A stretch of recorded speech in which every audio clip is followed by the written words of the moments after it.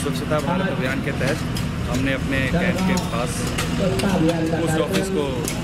चुना है और यहाँ पे जो भी गंदगी है उसको साफ करके एक इस पूरे इलाके के लिए बेहतर संदेश देना चाहते हैं। स्वच्छता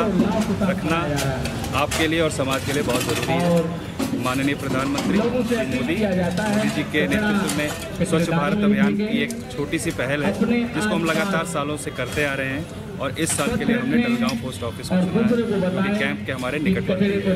मैं आप सभी लोगों से ये आग्रह करना चाहता हूँ कि अपने घर के आसपास, अपने मोहल्ले और अपने इलाके में सफाई और स्वच्छता बनाए रखें, जिससे कि हमें कंटेजियस डिजीज़ेस और बहुत सारी चीज़ों की सुविधा मिलती है और अपने शहर, अपने नगर और अपने मोहल्ले को स्वच्छ बनाने में भारत सरकार का योगदान है। হয় দর্শকবৃন্দ, আমার বোকাজান আসাম ভয়েস চ্যানেলক আপোনালোকে সাবস্ক্রাইব আৰু শ্বেয়াৰ কৰক যাতে আমি আৰু আগলৈ ভাল ভাল খবৰ আনিবলৈ চেষ্টা কৰিব পাৰোঁ।